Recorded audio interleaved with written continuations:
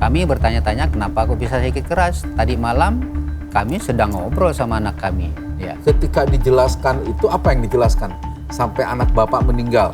Awalnya anak si pelaku ini datang untuk berbisnis senjata api.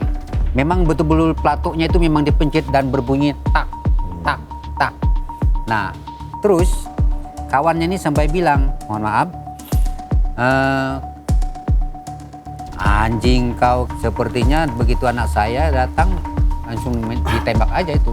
Ini mau seperti ditutup-tutupi, itu yang saya katakan dari awal. Ingin berlindung kepada Tuhan, itu ada apa sebenarnya? Tidak boleh ditutup-tutupi, harus dibuka Kalau terang-terang. bapak malah nutup-nutupi tadi informasi dari pacarnya. Kan saya belum pernah Bagaimana ketemu. masyarakat mau ya, tahu? Begini, penembakan ini tidak disengaja. Kelalaian.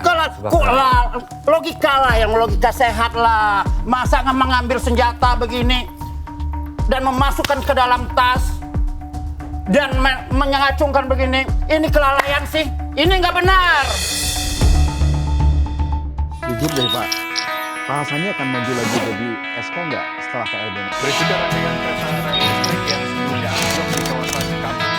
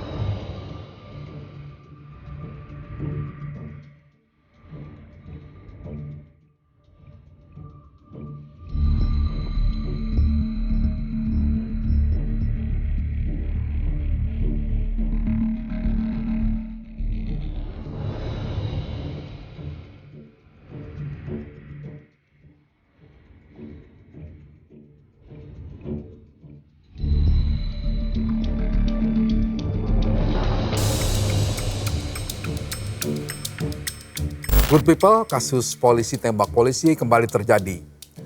Kali ini justru terjadi di flat yang menjadi tempat tinggal polisi yang menjadi korban dan juga pelaku penembakan tersebut. Untuk mengungkap kasus tersebut, saat ini sudah hadir bersama saya orang tua dari korban Bribda Polisi Ignatius Dwi Frisko Sirage, yaitu Bapak Pandi.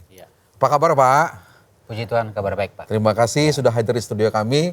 Dan Pak Jelani yang juga adalah pengacara dari keluarga korban. Pertama saya ingin menyampaikan duka cita yang mendalam ya Pak Pandi atas meninggalnya Ananda dalam kasus yang mudah-mudahan nanti bisa terungkap dengan sesungguhnya supaya tidak ada kepenasaran dari keluarga dan juga kita ingin kebenaran ditegakkan tentunya ya. Betul, Nah, yang pertama saya ingin tahu dari Pak Pandi sebagai ayah kandung, pertama kali keluarga tahu bahwa korban menjadi korban penembakan seperti apa Pak? Pertama kali kami dapat berita dari Mabes Polri Pak.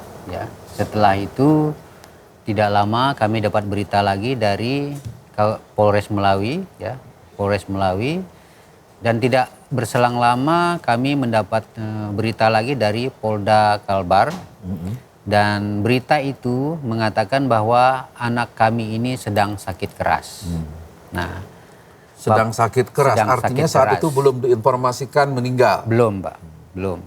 Kami bertanya-tanya kenapa kok bisa sakit keras. Tadi malam kami sedang ngobrol sama anak kami. Ya.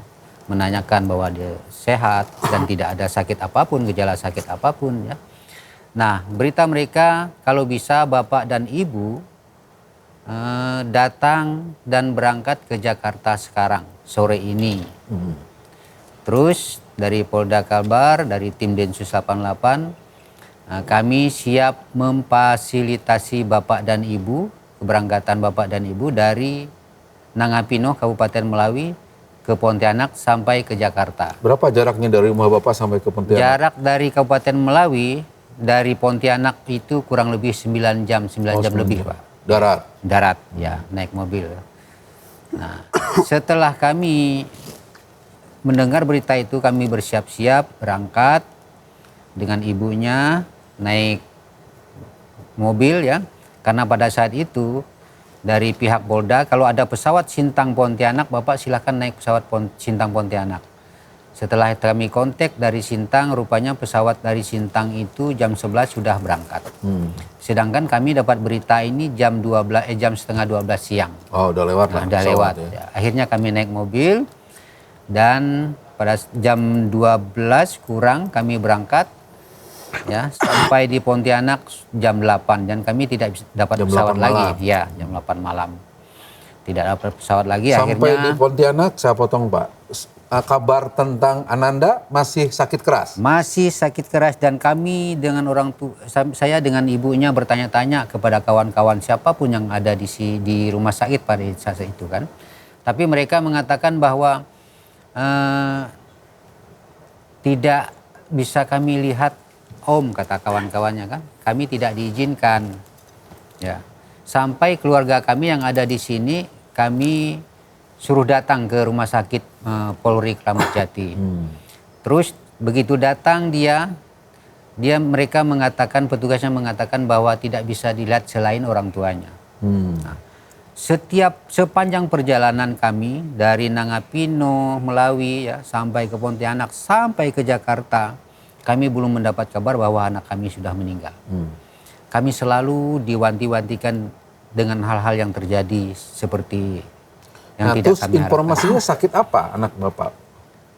Mereka tidak pernah tidak mengatakan bahwa anak kami ini sakit apa, tidak ada. Yang memberikan penjelasan tadi maaf siapa? Dari Mabes bahwa anak kami ini sedang sakit keras. Itu saja bahasanya. Siapa namanya dari Mabes yang ngasih tahu itu? Saya kurang Dari ya. instansi apa? Pak dari yang Jangan jelas tahu? dari tim ini, Pak. Beliau yang Yang jelas dari tim Densus 88. Oh, dari tim Densus Ya, 88. ya, karena anak saya ini kan di tim Densus 88 anti teror. Nah, sesampai kami di Pontianak juga kami tidak diberitahu dan kami tanya kepada pimpinan yang di Pontianak yang di tim Densus 88 wilayah Kalbar, mereka juga tidak tahu anak kami ini sakit apa. Yang penting Bapak dan Ibu segera berangkat, kami fasilitasi dan kami kawal Bapak dan Ibu dari Pontianak sampai ke Jakarta, sampai ke rumah sakit.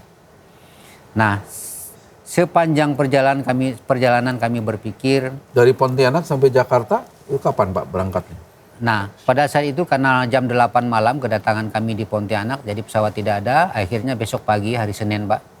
Senin tanggal 23 itu kami jam 7 pesawat penerbangan pertama dari Pontianak ke Jakarta dan dari bandara langsung menuju ke rumah sakit Polri Kramat Jati.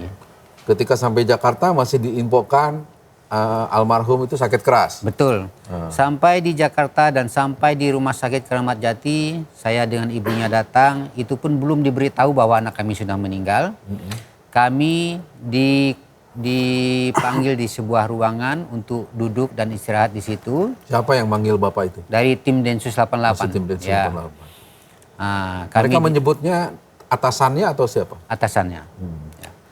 Nah, di situ setelah tidak lama kemudian kurang lebih setengah jam kami nunggu, baru mereka hadir dan di situ mereka menjelaskan tentang kronologis kejadian itu kepada kami. Nah, Belum disebut bahwa Belum. anak Bapak meninggal. sudah belum disebut, belum disebut pada saat itu anak kami sudah meninggal belum.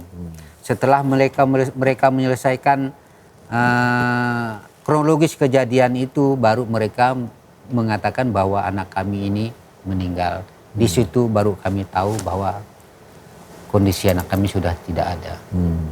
Nah. Jadi Bapak itu selama perjalanan hanya disebutkan sakit keras. Sakit keras, ya. Baru sampai di rumah sakit Polri disampaikan sebenarnya anaknya meninggal. Iya. Bapak langsung lihat jenazahnya.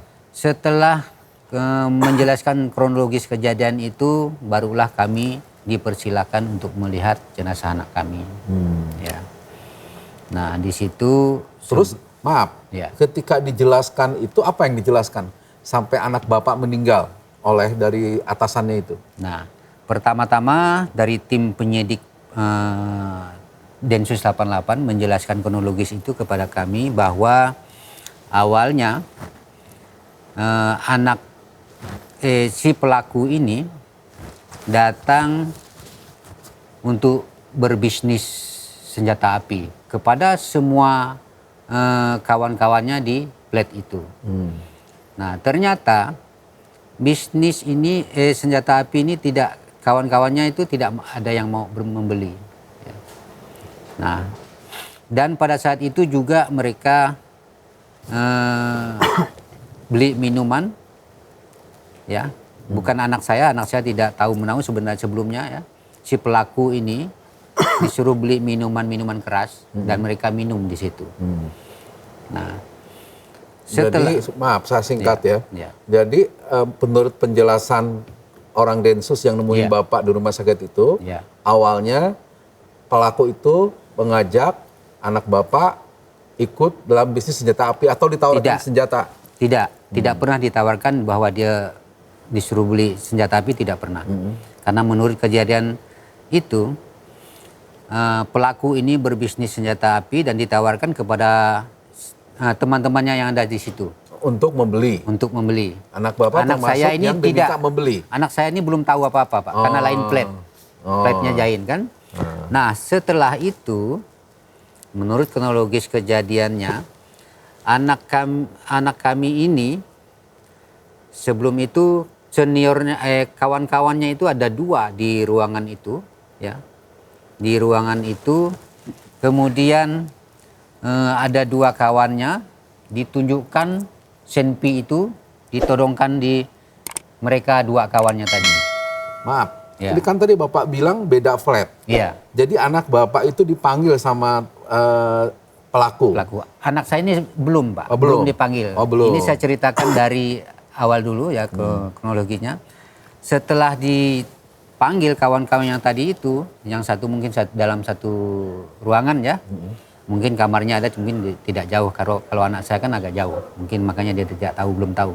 Nah, setelah ditodongkan kepada kedua orang temannya ini tadi, ya, menodongkan sempi itu tadi, sempi itu dalam keadaan kosong, Pak. Tidak ada magazin di Tidak ada dalamnya. peluru. Dan memang betul-betul pelatuknya itu memang dipencet dan berbunyi tak, tak, tak. Nah, terus kawannya ini sampai bilang, mohon maaf, anjing kau, katanya kan, kawannya kan, jangan seperti itu berbahaya, kata kawannya kan. Nah, setelah itu tidak digubris oleh pelaku ini. Ya. Pelaku itu Bribka IMS itu. Ipan, ya. Kemungkinan pada saat itu ketika ada magazin di dalam senjata itu mungkin mereka berdua sudah jadi korban, Pak, duluan sebelum anak saya. Nah, setelah Itu katanya diperkuat oleh CCTV. Bapak lihat CCTV-nya? ya, CCTV. Nah, setelah itu si pelaku ini memasukkan senjata senpi itu ke dalam tasnya sambil memasukkan magazin di dalam senjata itu. Nah, artinya magazin itu sudah terisi dan ada target berikutnya. Ya. Kemudian tidak lama dia memerintahkan juniornya juga yang seliting sama anak saya untuk supaya dia telepon anak saya supaya datang ke plat dia. Nah, barulah tidak lama kemudian Nah sebentar Pak. ya. Antara anak Bapak dan si Bribka si Ivan itu yang Bapak Iya, sebut tadi, iya. itu memang sudah kenal selama ini? Selama ini mungkin mereka sudah kenal, Pak. Karena Senior satu dan plat, junior senior gitu. dengan junior, ya. Tidak lama ditelepon anak saya ini datang ke platnya dia, ke kamarnya si pelaku itu tadi. Nah, disitulah terjadi tembak itu. Nggak ngobrol dulu langsung tembak atau Sepertinya saya lihat kejadian itu mungkin tidak ada ngobrol-ngobrol, Pak. Ya, sepertinya begitu anak saya datang langsung ditembak aja itu. sepertinya ya.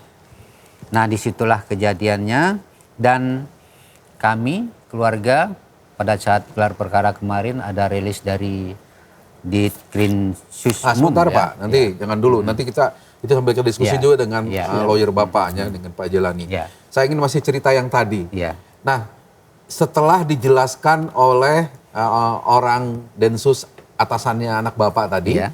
Bapak langsung percaya atau gimana? Langsung terima peristiwa itu dan kemudian jenazah korban digimanakan setelah itu? Setelah kami menerima penjelasan kronologis itu, kami dipersilakan untuk membuka jenazah anak kami. Ya, sebelum diotopsi, memang pada saat itu mereka bertanya kepada kami, Pak, apakah anak Bapak ini perlu diotopsi atau tidak? Itu tergantung daripada Bapak dan Ibu. Terus saya bilang, kalau saya tidak diotopsi bagaimana? Apakah nanti ada yang diperlukan atau bagaimana? Kami bertanya seperti itu. Pak, sebenarnya perlu. Cuman kami tidak memaksa Bapak dan Ibu. Ya ini hak dari orang tua. Tetapi nanti ketika kasus ini berlanjut ke pengadilan, data otopsi ini tetap diperlukan, Pak. Nah, justru karena itu kami berpikir kalau memang diperlukan, oke, kami persilakan. Dan Akhirnya kami diotopsi. menandatanganan otopsi, menandatangani otopsi ya. Nah, sebelum diotopsi, saya buka anak saya nih, Pak. Karena di ruang jenazah itu tadi kan memang masih dibuka semua pakaiannya, hanya ditutup sedikit saja. Disuruh lihat sebelum kami otopsi, Bapak buka dulu, Bapak lihat, siapa tahu nanti ada pukulan benda tumpul atau apa kan, silahkan dilihat. Memang saya bolak-balik jenazah anak saya, memang kondisinya pada saat itu tidak ada apa-apa.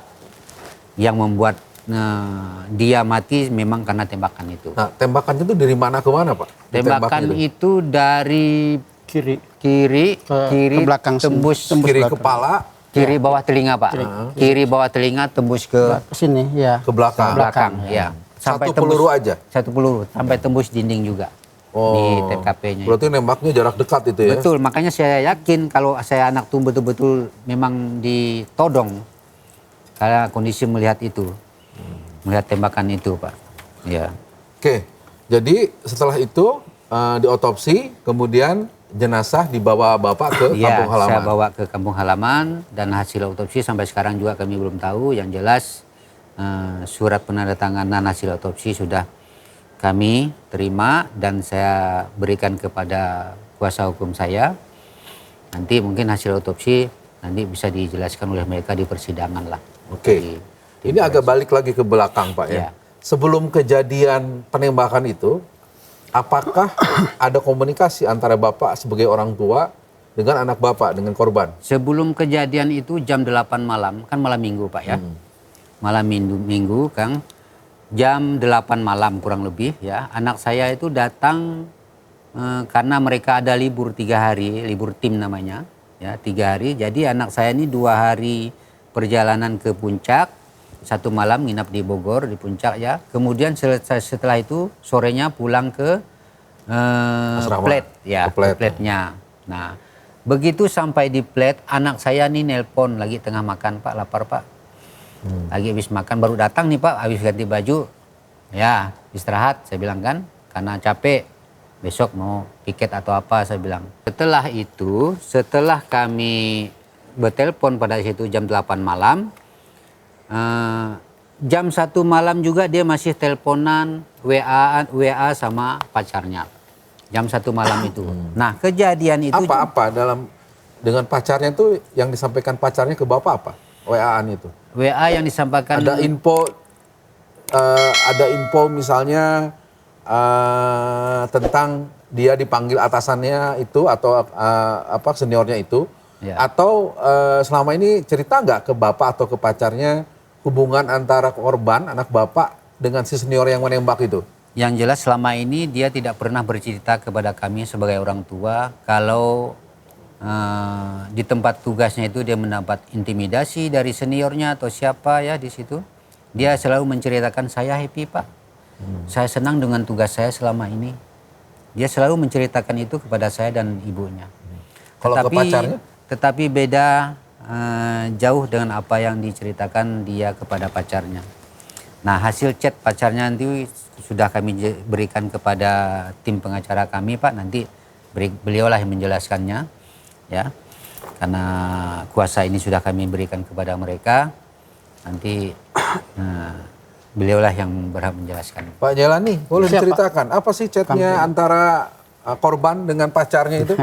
Kayaknya biasanya kalau anak remaja seperti itu, ya sebutlah bukan remaja ya, anak muda seperti itu lebih terbuka ke pacarnya bisa daripada ke bapaknya. Ya, betul. Ya, siap. Apa isinya? Jadi nanti begini, karena tidak harus kami sampaikan, ada waktu nanti di pengadilan kami sampaikan. Mungkin keganjalan yang pertama ketika pihak dari Mabes Polri menyampaikan kepada orang tua ya korban bahwa anaknya sakit keras. Dari situ saya sudah katakan bahwa ada keganjalan-keganjalan yang tidak masuk akal begitu ya.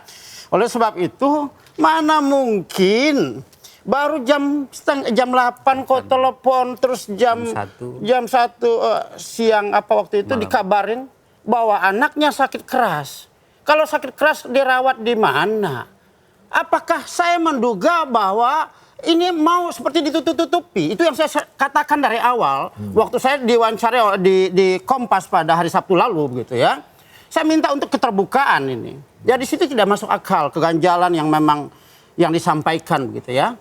Oke, balik lagi Pak. Tadi ingin saya tanya soal cerita korban kepada pacarnya itu kan akan jadi background Bapak juga nanti di pembelaan gitu. Itu seperti apa? Siap.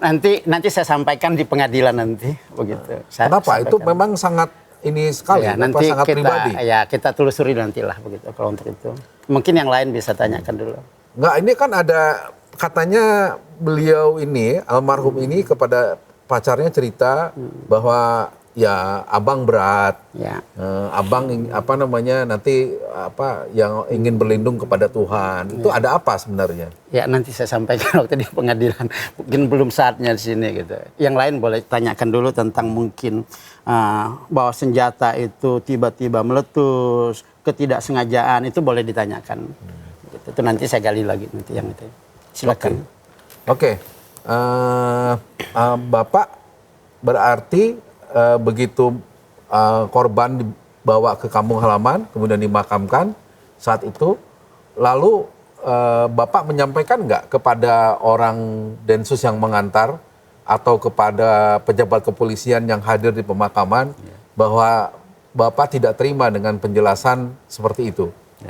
Yang jelas hasil kronologis kejadian yang dipaparkan oleh tim Densus 88 dari awal ya kejadian ini saya rekam, Pak. Saya rekam dan itu sudah saya jelaskan kepada mereka, keluarga besar saya dan masyarakat yang ada pada saat melayat anak kami ya. Disitulah baru mereka tahu dan saya jelaskan ke mereka bahwa kronologisnya seperti itu sementara ya. Karena gelar perkara ini belum dilakukan, jadi penjelasan kronologis kejadian dari tim Densus itulah saya sebagai dasar saya untuk menjelaskan kejadian ini kepada keluarga besar saya. Ya. Nah, tapi dari cerita itu pernah nggak almarhum itu ya sempat cerita ke Bapak, kalau tadi pacarnya kan nggak mau dibuka gitu, bahwa memang almarhum tadi cerita soal beli senjata tadi, seperti itu ada ketika tahu profil dari si pelaku itu? Tidak pernah, dia tidak pernah bercerita ke kami sebagai orang tua maupun ke pacarnya kalau dia mau beli senjata, tidak pernah. Ya. Termasuk, maaf Pak, termasuk cerita hubungannya dengan si pelaku, dengan si Bribka I itu? Dia juga tidak pernah menceritakan itu kepada kami. Tidak pernah. Arti semacam selama ini korban pernah merasa diteror atau semacam ya dibully oleh si pelaku, ada seperti itu cerita? Ketika penjelasan dari pacarnya ada hal-hal yang dia terima tidak tidak perlakuan yang tidak baik kepada yang diberikan oleh seniornya kepada dia. Jadi kalau ke Bapak ceritanya happy-happy aja. Kalau ke kami orang tua ceritanya happy-happy. Ya. Tapi Dan kalau ke pacarnya beda. ceritanya beda. Ya. Nah, dan kami juga sebagai orang tua mungkin memaklumi ya. Mungkin almarhum nih takut dengan orang tuanya supaya takut beban pikiran orang tuanya. Saya memaklumi sebagai orang tua ya. Takut orang tuanya sakit atau beban pikiran orang tuanya. Mungkin itu yang dia pikirkan juga kepada kami. Ya. Artinya sebenarnya kalau mau saya simpulkan nih ya, Pak Pandi, Pak Jelani, almarhum ini sebenarnya ada masalah nih gitu kan. Iya. Tapi hanya mau cerita kepada pacarnya. Iya. Kepada orang tuanya mungkin tidak pernah mau cerita gitu Iya, kan. Nah, almarhum ini berarti anak Bapak keberapa? Yang kedua Pak. Yang kedua. Dari Satu-satunya laki-laki katanya. Iya, dari 2 bersaudara. Dari 2 bersaudara. Iya, anak yang bungsu. Ya, kebanggaan Bapak lah ya, anak Bapak Kebanggaan. jadi polisi apalagi dinasnya di Densus 88 anti teror. Sangat menjadi kebanggaan kami Pak dan keluarga. Berapa tahun Pak almarhum dinas di kepolisian ini? Untuk di Densus kurang lebih 1 tahun Pak. Iya. Jadi memang ini adalah 1 tahun dan sudah tinggal berapa tahun di plat di Cikeas itu? Sudah kurang lebih 1 tahun lah. Ya. Oke. Pak Jelani, Siap. saya Kang kembali ngejar nih gitu kan. Ya. Kalau kasus ini ingin diungkap, Ya. menurut saya justru keluarga dan Pak Jelani harus mau buka ini. Apa yang terjadi supaya masyarakat tahu Pak. Ya. Oke, boleh Pak ya, maaf nih. Ya. Pengadilan adalah jembatan terakhir Ya. pintu keadilan. Ya. Tapi maaf Pak, kadang-kadang kasus itu bisa akan lebih terungkap kalau Ya. masyarakat tahu, apalagi ini area netizen ya katanya yang Ya. ikut biasanya memberikan masukan Ya. atau mempengaruhi gitu Ya. kan. Jadi kalau menurut saya sikap Bapak menutup-nutupi itu bukan sikap yang tepat. Oke, Justru siap. itu Ya, gini. menurut saya nanti kalau di pengadilan aja mungkin kasus itu tidak mendapat perhatian lagi ketika di pengadilan. Oke, siap. Mungkin gini Kang Dede, kita bicara fakta hukum ya, berbicara fakta hukum apa yang dilihat, didengar, disampaikan. Saya memang sudah mendapatkan nomor telepon daripada pacarnya dan saya menjelaskan ini ketika saya sudah bertelepon langsung. Saya belum sempat waktu beberapa hari ini untuk menelpon langsung gitu ya. Mungkin saya ceritakan awal bagaimana saya bisa turun menangani perkara ini pada waktu itu. Salah satu warga dari masyarakat WA kami, masyarakat adat Dayak seluruh Jakarta yang dari seluruh Kalimantan, menyampaikan, menelpon kepada saya bahwa katakan, Bang, ini ada warga kita yang meninggal, anggota Densus 88 yang ditembak daerah Bogor. Saya bilang siapa namanya? Ditembak oleh polisi Oh iya, juga. oleh polisi. Siapa namanya? Dia karena dia dapat informasi juga dari orang lain, sehingga saya harus gali kejar siapa sih ini namanya, siapa sih orang tuanya, tinggal di mana begitu ya, sehingga siapa yang mengetahui akhirnya ditelusuri lah. Akhirnya saya mendapatkan nomor telepon ketua DAD Malawi. Saya mempertanyakan apakah ada nama ini Enentius, korban penembakan anggota Densus 88, warga Bapak? Iya. Ya. Dasar itu pada waktu itu saya langsung ya dari LBH Mandau Borneo Keadilan langsung mengambil satu tindakan. Hari Senin dapat informasi, Selasa kami menunggu, Selasa sudah saya ambil tiket untuk berangkat ke Melawi, dan Rabu pagi jam 5 sore saya sudah di tempat TKP begitu ya, sehingga saya menggali begitu. Di sana lah menggali. Bapak ke Malawi. Ke Melawi saya turun bukan langsung. di TKP, Oh, iya. TKP kan Cikeas. Enggak, ke Melawi, ke tempat iya, rumah duka lah, iya. Kalau Cikeas kemarin gelar saya ada di sana. Hingga ini kita sudah minta bahwa ini tidak boleh ditutup-tutupi, harus dibuka Kalau terang-terang. Bapak malah nutup-nutupi tadi informasi dari pacarnya. Kan saya belum pernah Bagaimana ketemu. masyarakat mau ya, tahu begini, gitu? saya harus buka kalau saya sudah telepon. Kan saya belum tahu apa percakapan. Kalau saya sampaikan, berarti kan saya mengada-ngada, mengarang-ngarang, itu nggak boleh. Nggak, benar nggak? Kan Betul, gitu. tapi Bapak sudah tunggu. komunikasi dengan pacarnya? Saya belum telepon. Saya belum sempat belum telepon. pernah Makanya komunikasi sama nanti saya pacarnya. sudah ada Iya. WA, tapi saya harus pelajari karena memang banyak sekali yang harus saya kemarin lakukan begitu ya. Pak Jelani hanya menerima cuplikan WA dan antara nomor teleponnya juga korban sudah diberikan dengan untuk saya. pacarnya. Betul, Apa betul. isinya Pak katanya? Saya belum sempat pelajari karena saya memang banyak sekali yang kemarin saya lakukan di Pontianak kemarin terkait juga pembunuhan juga gitu ya. Sehingga saya belum sempat menggali itu. Hari ini saya akan telepon tanya apa sih permasalahan dan curhat yang sering disampaikan begitu ya. Oleh sebab itu nanti saya akan sampaikan terang benderang apa sih persoalan yang menyebabkan sampai ditembak begitu ya. Tapi intinya ada tekanan kepada korban ya selama tinggal di flat itu. Iya, menurut informasi dari orang tuanya seperti itu. Tapi saya harus sampaikan, tanyakan dulu kepada yang bersangkutan begitu ya, sehingga saya tidak salah menyampaikan begitu. Sehingga tidak bisa nanti, oh saya belum tahu, tetapi saya sudah sampaikan itu salah nanti. Gitu. Oke. Tapi saya akan gali.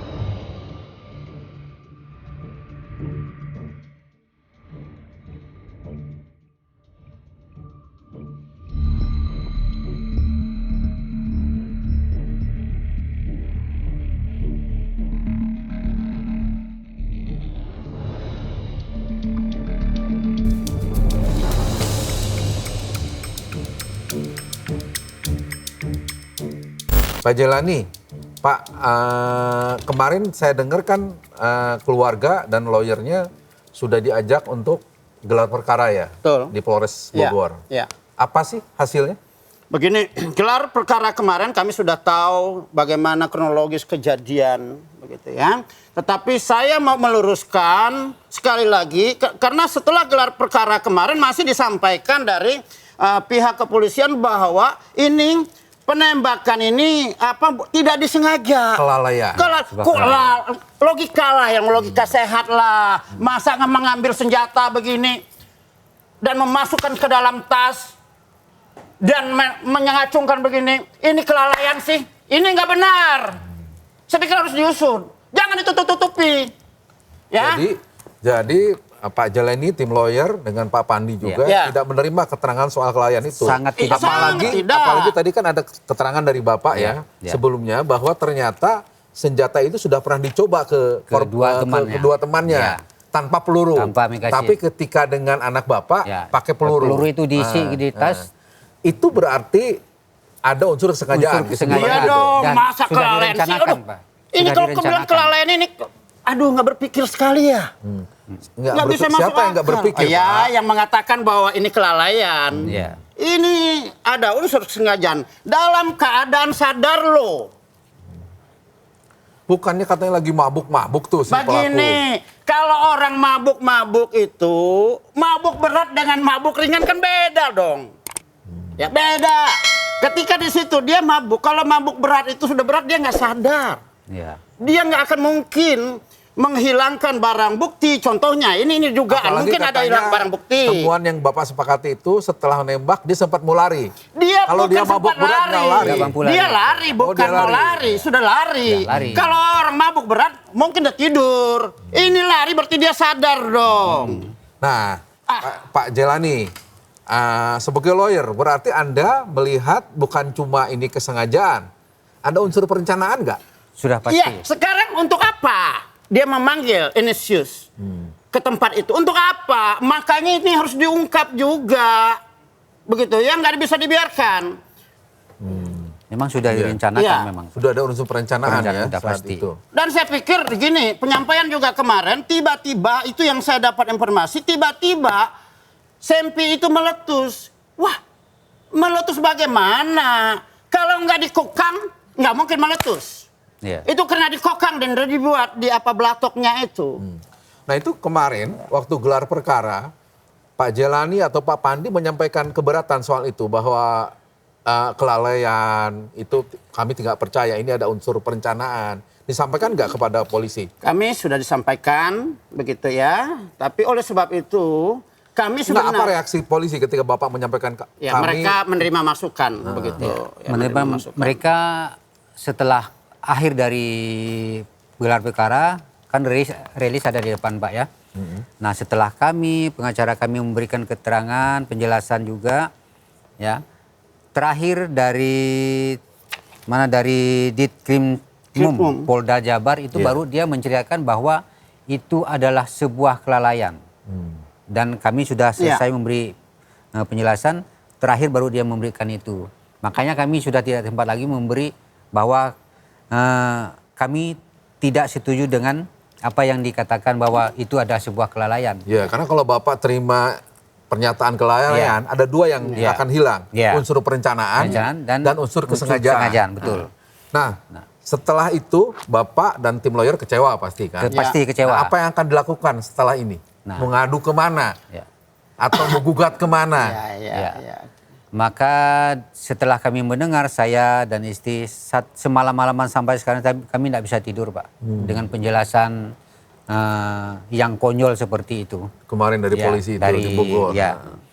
Nah, kami berharap ya mungkin jangan membuat kami terluka terlalu dalam. Kami sudah terlalu dalam, jadi jangan dibuat dalam lagi gitu Pak. Dan jangan membuat publik itu selalu bertanya-tanya, ada apa kan gitu dengan aparat itu. Nah ini yang kami pertanyakan ya. Tapi kami cukup jelas dengan penjelasan yang diberikan oleh dari Kapolres maupun dari Kabareskrim yang menjelaskan kronologis kejadian yang ada di CCTV, tetapi masih ada kekurangan-kekurangan yang mungkin kami masih anggap itu kurang dan nanti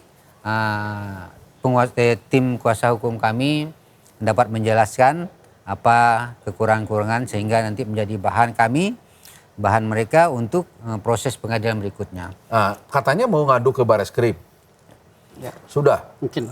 Kapan? Belum. Ya. Kapan Nanti Pak Jelani? Begini, ini. ya. Oleh sebab itu, ya. Pertama, kenapa Enitius dipanggil dan kenapa peluru itu bisa diisi setelah Enitius ada? Iya. Begitu ya. Oleh sebab itu pasti kan ada dugaan perencanaan. Kami meminta untuk 340 pasal perencanaan dimasukkan di situ. Sekarang kan 338 ya? Ya. Tambah lagi 340. Ya, masukkan ada pembunuhan. Dia memanggil sampai dia melakukan penembakan. Pasti kan sudah perencanaan, masukin pistol seperti Bapak katakan tadi, masukkan peluru. Seperti Bapak katakan tadi, dengan 2 orang tanpa peluru, dia mencoba menodong-nodongkan. Ini tanpa peluru. Kenapa begitu? Enitius datang, dia ada sebelumnya dia masukin peluru. Dan dia sampai melakukan penembakan seperti itu sampai menyebabkan meninggal. Begitu korban datang langsung ditembakkan. Ya, jadi seperti ada masalah sebelumnya ya, seperti ada dendam gitu ya. Itu kita gali, kita akan gali kepada itu. korban. Ya, kita gali itu. Akan diperjuangkan. Ya, harus digali dong. Itu akan disampaikan ke siapa? Oleh sebab itu nanti kami akan membuat laporan di Mabes Polri. Begitu ya. Supaya ini dibuka terang benderang apa sih yang terjadi. Sehingga kalau dibiarkan rusak nanti penegakan ini. Nanti bisa jadi banyak pembunuhan-pembunuhan nanti. Begitu. Jadi ini harus terungkap dan terang benderang. Oleh sebab itu, di sini perkara ini akan dikawal oleh semua masyarakat, oleh semua ormas di seluruh Kalimantan, bahkan Front Borneo Internasional juga akan ikut mengawal perkara ini begitu. Oke, jadi berarti sekarang Pak Pandi dan lawyer akan mengadu ke Mabes Polri. Siap. Ke Bareskrim. Ya. Terus kemana lagi? Ya. Nggak ngadu ke Pak Mahfud MD. Biasanya kan Pokoknya ada begini. kasus begini Pak Mahfud bicara, biasanya polisi lebih serius. Ya, begini. Kemarin Ada juga rencana seperti dari itu? pusat Komnas HAM, Ya. apa bukan Komnas, apa Pak Beni Mamoto? Oh, dari Kompolnas. Ya. Kompolnas. Jadi begini, semua instansi yang terkait dengan proses pengedegakan hukum kami akan laporkan. Kalau saya bisa laporkan dengan Tuhan, bisa ketemu dengan Tuhan, saya laporkan juga dengan Tuhan. Begitu ya. Pokoknya semualah. Supaya proses hukum, penegakan hukum ini terang benderang. Ya, selama ini aduh rusak kalau kita tutup-tutupi nanti. Begitu. Oke. Jadi kejanggalan-kejanggalan yang tadi Bapak sampaikan akan Bapak adukan ini ya Iya. ke Baik. Mabes Polri, ke pihak-pihak terkait gitu kan. Nah, ini Pak yang juga menurut saya tidak kalah penting adalah bagaimana sikap dari atasan anak buah Bapak. Sudah sampaikan belum ke Bapak selain menyampaikan duka ya? Misalnya ini kan ada Densus tuh ada komandannya. Ya. Ada paling atas lagi Pak Kapolri pasti di sana. Ada nggak mereka ngontak Bapak, memberikan perhatian atau menyampaikan rasa duka seperti apa? Pada saat kejadian mereka ada memang mengontak kami dan mengucapkan rasa duka. Ini yang menyampaikan Ya. siapa? Eh, Komandannya di asrama itu? komandan ya, Ah, bukan komandannya. komandan Densus? Bukan Kadinsusnya, Bukan levelnya di Mabes Polri, bukan? bukan. Nah, itu aja Pak. Sampai sekarang juga kami belum mendapat telepon dari mereka terkait dengan kasus anak kami ini. Ya. Apalagi dari Kadensusnya. Nah, ini yang menjadi bagi kami kurang puas dengan kondisi seperti ini. Ya, kami memang pada saat itu Perhatiannya Bapak rasakan kurang gitu ya? kurang. Artinya pada saat kejadian itu saja mereka memfasilitasi kami dari awal perjalanan sampai pulang ke tempat kami membawa jenazah anak kami ini. Pak. Ya. Tapi setelah itu tidak ada Tapi lagi setelah kontak itu sampai sekarang? tidak ada lagi sampai sekarang. Baik kontak. atasan yang paling tinggi di Densus, Ya, Kadinsusnya termasuk dari Mabes Polri nggak ada? Ya, nggak ada. Dari Mabes sama sekali tidak ada, Pak. Tidak ada. Yang kami dapat hanya berita-berita dari media saja. Boleh nggak kalau saya tanya, kira-kira ada nggak sih semacam di situ tuh ada semacam sindikat sampai ada kok berkeliaran senjata di situ dan bahkan si pelaku itu mau menawarkan? Makanya begini, pihak kita meminta Kapolri turun tangan lah, jangan diam begitu. Telusuri senjata itu dari mana. Jangan-jangan ini sudah pernah terjadi ada sindikat jual beli senjata di situ begitu ya. betul. Terus kedua, minuman itu dapatkan dari mana? Nanti kalau minuman ini dibiarkan orang bisa membeli, terjadi lagi pembunuhan. Oleh sebab itu saya pikir turun dong. Minuman itu dapat dari mana? Senjata itu dapat dari mana? Bisa transaksi ini apakah kali ini atau sudah pernah terjadi transaksi-transaksi yang lain? Iya. Jadi Begitu. kasus yang menimpa Putra Pak Pandi itu bukan cuma sekedar pembunuhan, Iya. tapi bisa diungkap hal lain yang Iya sebenarnya dong. besar Ini gitu. harus Di dibongkar balik lebih besar. peristiwa ini. Jangan sampai merusak institusi kepolisian. Masyarakat ya semua mencintai institusi kepolisian ini begitu supaya bagus penegakan hukum. Tapi kalau tidak dikontrol, dievaluasi kinerja daripada bawahan ini rusak juga kalau dibiarkan begitu ya. Dan Ini itu sangat Iya. kita tidak harapkan. Iya, kita tidak harapkan itu supaya ada nanti jangan terjadi. Ini sudah pertama udah kali keberapa loh Sambo Kasus membunuh polisi, anak polisi. buahnya. Ini seniornya membunuh juniornya. Dan mungkin sudah ada lagi yang lain banyak. Saya berharap bahwa ini tidak boleh terjadi di mana-mana begitu ya. Oleh sebab itu penegakan hukum itu harus jelas, tegas. Begitu ya. Pak Kapolri turun, jangan diam. Ya. Ya, semua institusi pemerintah seperti Pak Mahmud, Presiden, ya, supaya hukum ini ditegakkan. Hukum ini udah mulai rusak, ya, Jadi, begitu. Oke. saya minta juga Pak kepada Pak Presiden, Pak Pak Jokowi, Kapolri. Ya. kepada Bapak Kapolri, saya minta tolong usut tuntas kasus anak kami ini. Jangan pilih kasih, Ya, ya, jangan pilih kasih. Dan kami juga mohon agar kasih itu diberikan kepada kami. ya. Kepada keluarga Kepada Bapak kami dan kepada keluarga. Ya. anak Bapak almarhum. Ya. Nah, Bapak Kapolri jangan pilih kasih sekali lagi. Tolong kasih ini diberikan juga kepada kami. Bapak jangan melihat itu siapa, ya. Tolong aturan ditegakkan supaya institusi Polri ini tetap dianggap baik oleh masyarakat. Ya. Dan kepada penegak hukum agar ditegakkan seadil-adilnya kepada anak kami yang ditembak supaya pelaku ini dihukum seberat-beratnya, Pak Kang. Oke. Kami minta itu agar dihukum seberat-beratnya, bila perlu hukuman mati juga. Ya. Itu yang kami harapkan. Supaya kami puas, ya. Sekali lagi dimohon kepada Pak Presiden, jangan hanya melihat itu siapa baru Bapak punya reaksi. Begitu juga untuk Bapak Kapolri, jangan melihat itu siapa baru Bapak memberi pernyataan atau bantuan. Tapi kami berharap supaya kasih itu diberikan juga kepada kami. Oke, jadi Ya, sebagai intinya keluarga. Bapak berharap Pak Presiden, Pak Mahfud MD, Menko Ya. Polhukam, Pak Kapolri, Ya. tolong tegakkan keadilan untuk Betul. keluarga Bapak. Betul. Karena Bapak bukan cuma kehilangan anak yang Anak, dicintai, ya. tapi juga kehilangan harapan karena Harapan anak dan- Bapak adalah masa depan buat Ya, Bapak. kebanggaan buat kami. Iya. Ya. Oke, terima kasih. Oke, Kang Didi, mungkin saya mau sampaikan ada dua hal. Yang pertama, supaya rekonstruksi reka ulang ini secepatnya segera dilakukan, mumpung beliau ada di sini. Karena kalau beliau keluarga pengennya diundang. Iya, Iya. iya.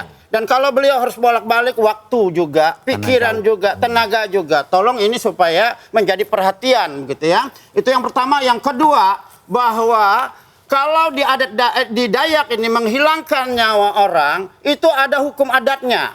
Begitu ya. Hukum adat keluarga sudah berikan kepada Dewan Adat Dayak Melawi untuk melakukan proses adatnya, begitu ya. Dan ini akan segera dilakukan. Jadi hukum adat dilakukan, hukum positif juga dilakukan, begitu. Jadi harapannya bukan cuma hukum positif, Oh, ya. Ya. tapi hukum adat kepada pelaku Ya, menghilangkan dilakukan. nyawa orang harus dilakukan. Ya. Begitu. Dua-duanya harus jalan. Oke. Begitu ya. Terima kasih Pak atas kehadirannya. Baik, Kang. Pak Padin juga Siap, Pak Kang Dede. Jelani. Makasih. Ya. Ya. Selamat siang. Selamat- Tuhan berkati. Ya, Terima kasih, Kang. Good people, itu tadi perbincangan saya dengan Pak Pandi, keluarga korban penembakan polisi, tembak polisi, dan juga Pak Jalani pengacaranya. Kita berharap seperti yang jadi harapan orang tua korban, keadilan bisa ditegakkan. Ya. Dan tentu kita berharap bukan cuma keadilan, tapi kebenaran juga Ya. bisa diungkap dengan tuntas ke masyarakat luas. Terima kasih, salam.